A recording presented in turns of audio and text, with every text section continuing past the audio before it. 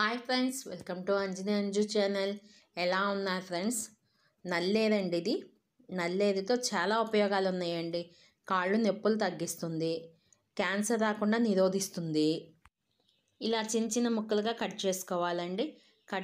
చక్కగా చిన్న చిన్న ముక్కలుగా కడిగేసుకోవాలండి. ముందే కడిగేసుకొని చక్కగా చిన్న చిన్న ముక్కలుగా కట్ చేసుకొని ఒక బాండి పెట్టుకొని దానికి సరిపడా ఎండుమిర్చి వేసుకొని వేపుకోవాలండి. మనకి నిలవ ఉండాలంటే ఎండుమిర్చి వేసుకోవాలండి. పచ్చిమిర్చితో అయితే నిలవ ఉండదు కాబట్టి ఇది 4-5 రోజులు నిలవ ఉంచుకోవచ్చు కాబట్టి ఎండుమిర్చి వేసుకొని వేపుకోవాలండి. అలాగే 1 స్పూను మినప్పప్పు, 1 స్పూను జీలకర్ర వేసుకోవాలి.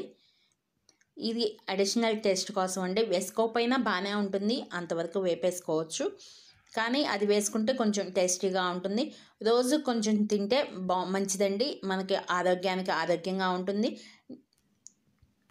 ఇది ఒక మెడిసిన్ లాగా తీసుకోవచ్చండి. కొంచెం ఇది వేగిన తర్వాత కొంచెం చింతపండు దానిలో పెడితే అది మెత్తగా అవుతుంది.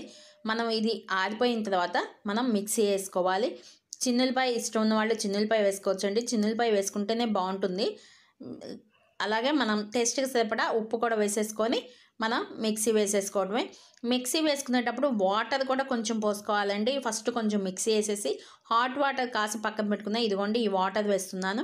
హాట్ వాటర్ లేకపోయినా మామూలు వాటర్ వేసైనా మిక్సీ వేసుకోవచ్చు. ఎందుకంటే మనం తాళింపులో కొంచెం సేపు వేగనిస్తాం కాబట్టి మామూలు వాటర్ వేసుకున్నా కూడా సరిపోతుంది. ఇప్పుడు తాళింపు వేస్తున్నానండి. నూనె పెట్టుకొని తాళింపు దినుసులు వేసుకోవాలి. నేను ఇంగువ గుజరాత్ వెళ్ళినప్పుడు అక్కడ గడ్డలు అమ్ముతుంటే తెచ్చానండి. అందువల్ల అది పగలకొట్టు వేస్తున్నాను ఇంగువ. మీరు మామూలుగా ఇంగువైనా వేసుకోవచ్చు. అలాగే కరివేపాకు వేసుకొని మనం ఇందాక వాటర్ పోసి వేసాం కాబట్టి ఈ పచ్చడి కొంచెం నూనెలో వేపాలండి. కొంచెం మగ్గనివ్వాలి. ఎందుకంటే మామూలు వాటర్ వేసాం కాబట్టి ఆ వాటర్ మగ్గేదాకా కొంచెం సేపు ఉంచుకుంటే బాగుంటుంది. హాట్ వాటర్ వేస్తే అవసరం లేదండి. అయినా కొంచెంసేపు నూనెలో మగ్గితేనే బాగుంటుంది ఈ పచ్చడి.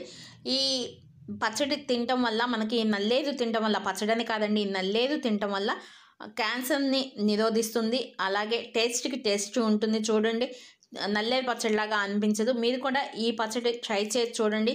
నాకైతే కాళ్ళు నొప్పులు తగ్గాయి, మీకు తగ్గుతాయనే అనుకుంటున్నాను. ఈ పచ్చడి పెడితే ఇది ఏం పచ్చడి అని అడుగుతారండి. నల్లేరు పచ్చడిలాగా అనిపించదు. మీరు కూడా ఈ వంట ట్రై చేసి చూడండి. నచ్చితే కనుక లైక్ చేయండి, షేర్ చేయండి. Thank you.